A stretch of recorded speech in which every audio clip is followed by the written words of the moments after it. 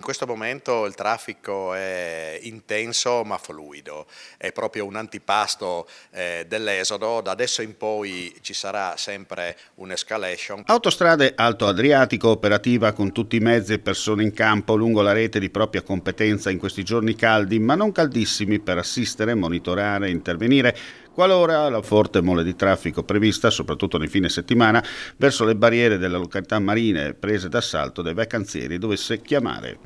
Da inizio luglio fino a fine agosto saranno fermati i cantieri cosiddetti impattanti lungo tutto l'asse viario per permettere di viaggiare nella massima sicurezza, innalzando nello stesso tempo la qualità dell'asfalto posato e delle barriere spartitraffico, senza dimenticare le opere di intervento ai caselli di Monfalcone Est, lungo la bretella che collega la A4 al Trieste Airport e il casello di San Donà di Piave, direttrice verso il mare vicino outlet commerciale.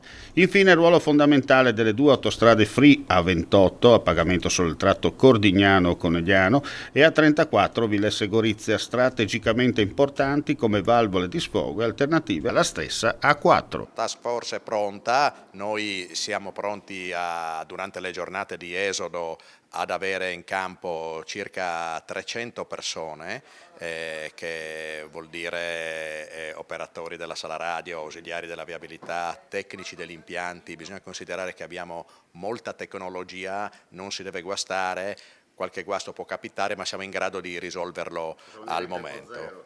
Certo, certo.